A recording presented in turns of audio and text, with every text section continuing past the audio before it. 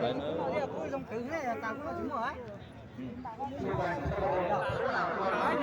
Nãy giờ nó nhìn đây nó là cá mà.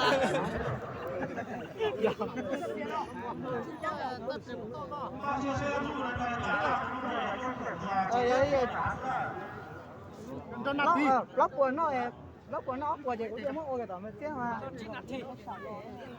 Rồi, đó là thì cũng 9 nathi đó sao? Cú nhìn tôi 9 nathi sao quá.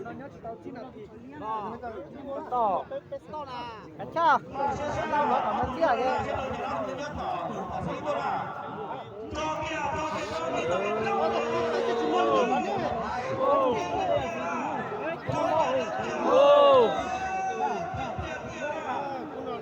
Còn gì à? Ở đâu cái bếp của mà. À, bếp của kìa. Đi á.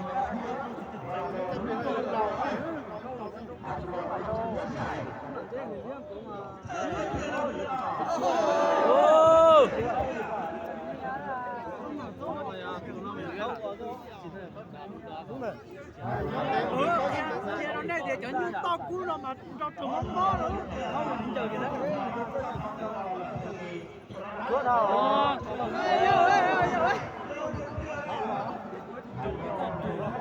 Đó là mình chốt cú hủ về lắm đấy rồi. Mà lâu con chạy thế mà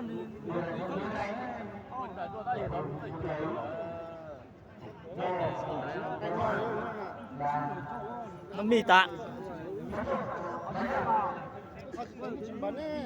Vấn đề có xíu đi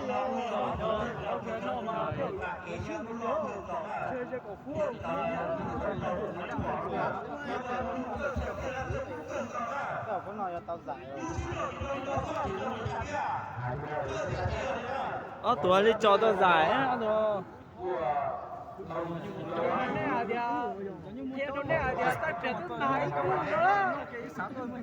이제 우원이 수업까지 가야지. Liễu.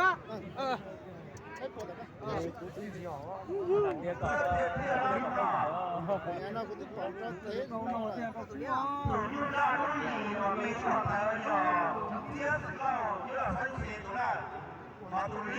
nghe thì nói gì vậy? Ê cái này à? Đâu sẽ hả đúng lo thế Xã đủ lo đâu có to vậy. Anh em một đất sai xã hả lo đâu có to. nói ra thì tôi chính cho im vụ kia là không nghe nhở.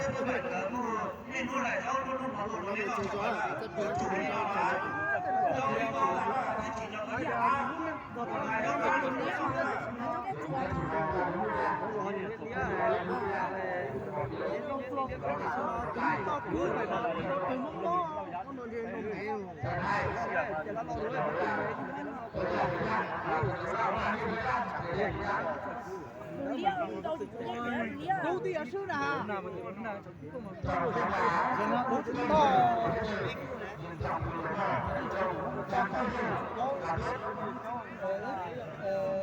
Lóc của nó ốc của cái tàu tàu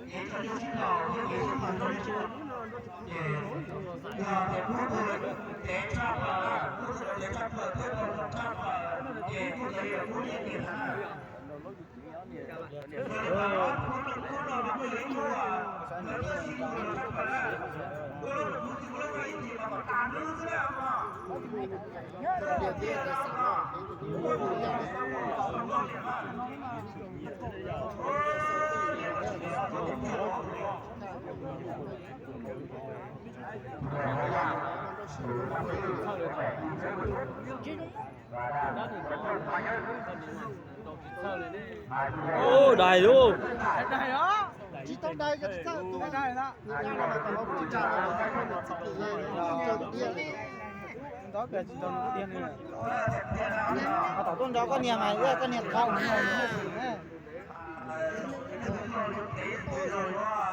biết to mà không gì à cổ gì đấy à cổ chuốc không gì đó sắm rồi chừng chúa thế à đi à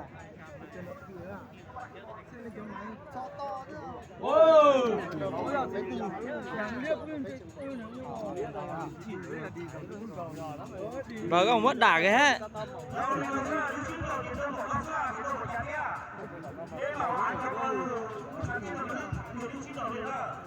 Trời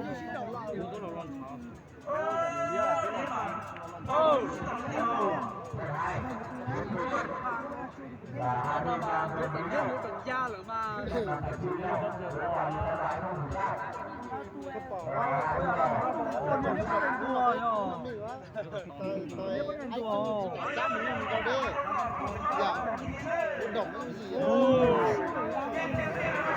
Hai cơ rồi.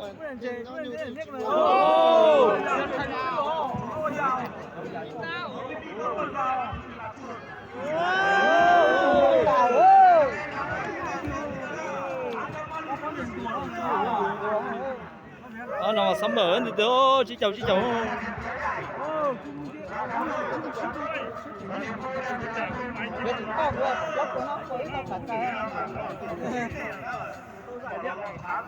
không có sao lớn giờ ca chắn đâu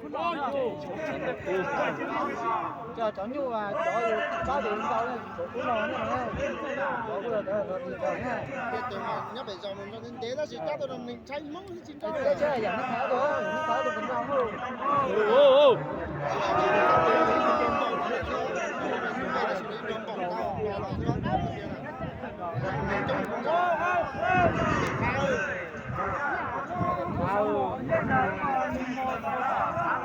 Liên liên là rồi.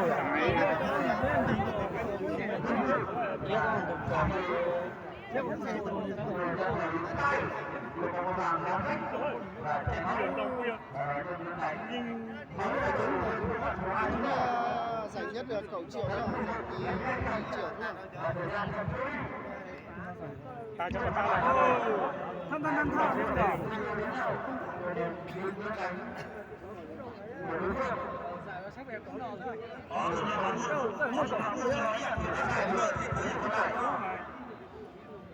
giờ là tình trạng trên bài lý chứ à sang đi rồi nếu mà nước kia nó ra đi rồi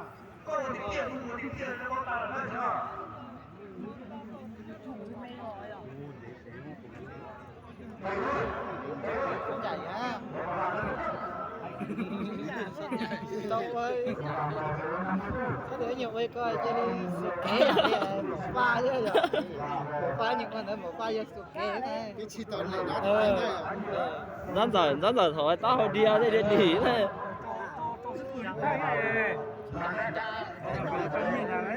danh giải ở một nào tỉnh phát nào dù nhìn trời nó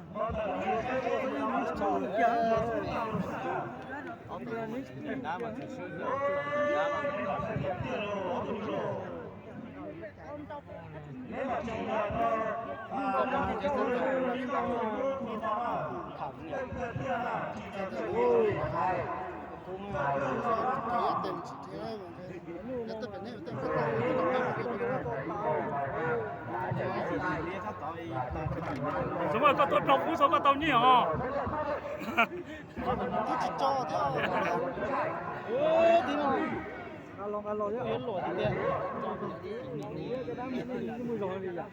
có tụi nó thoải mái cho cỏ phú sáu á cái tuần đâu cái biển nó là nó chỉ chồng nó nhìn thử đảo ra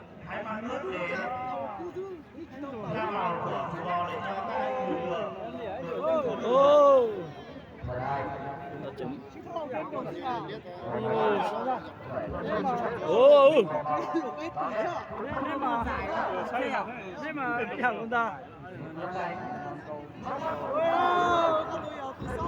có người giàu thế là những bộ giỏ nó nữa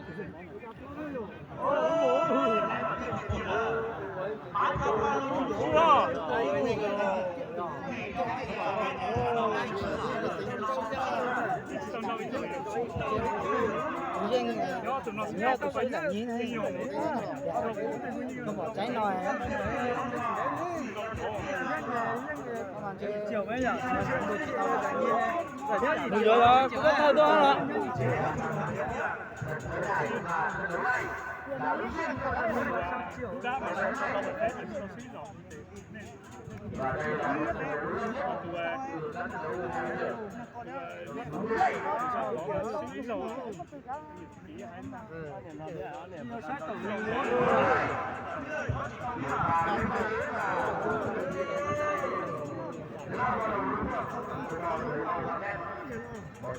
Có họ đi dám mình gì à?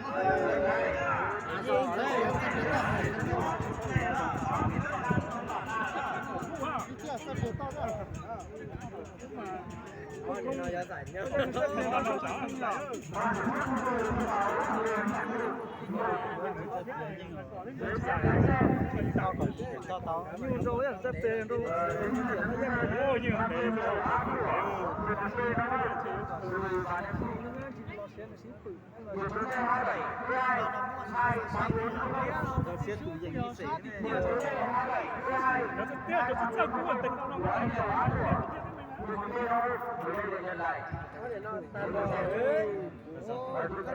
tiền đó nhiều tiền chiều nó nhiều sai giống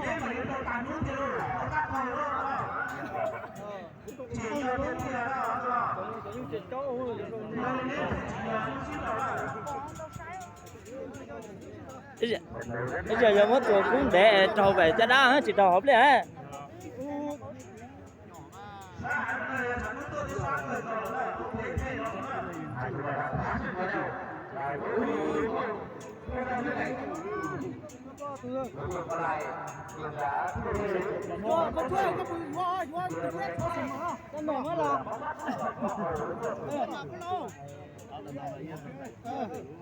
Cái nào chưa không?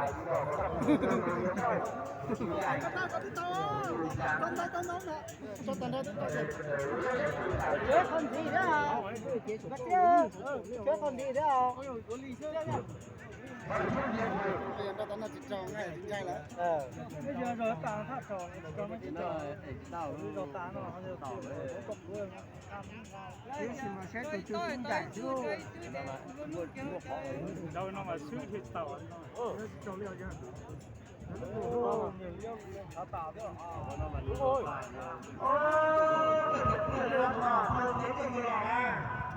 Nếu mà chỉ nhiều tiền là mua xin lỗi cái mệt đèn mọ cả nữa uống cái tiền này hả? Tôi ít lấy ít tiền thiệt kìa.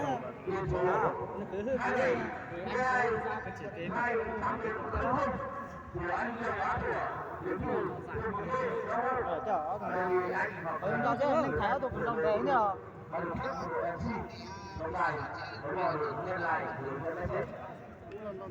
Đã được chưa đâu.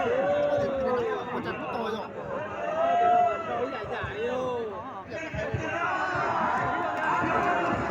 Chặt tao rồi. chị ăn thật nào đi cho nó Sắm mà. Là. Lá sắm mình gì à? Đó, nên nếu muốn giờ rồi.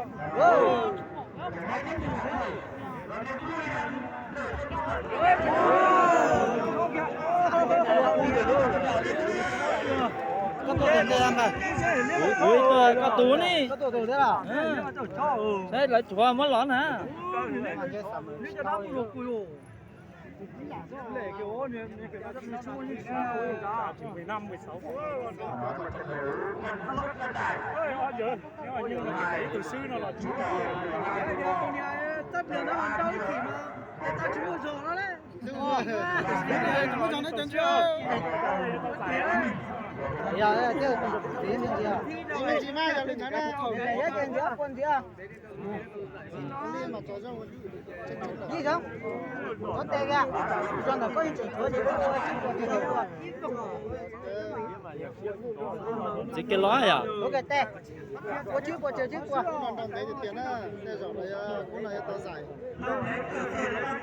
Em muốn nhớ lại thì cho nó cho e này đấy.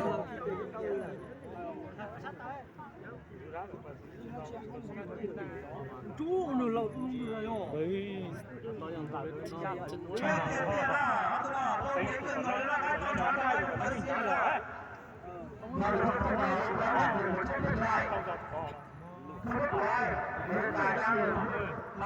Ông cái chạy dạo luôn.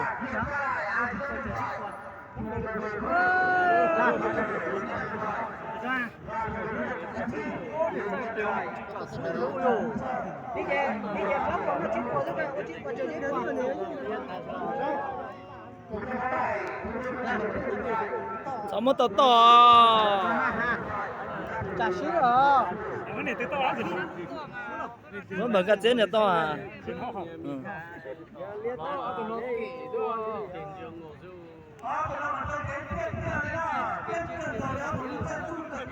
Đó, cái chỉ là khâu hoa lòng bò luôn nuôi rồi.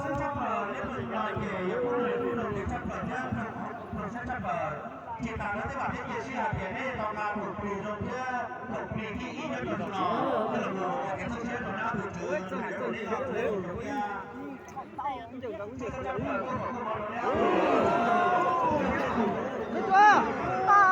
Cho to hả? Cầu xa hết rồi.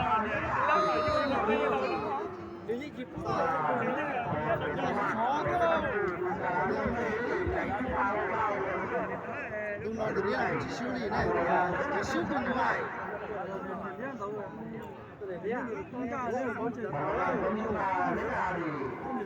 Cái cho tư à mà thua cái cho tư ồ. Bây giờ tôi nhung sẽ tao. Ô!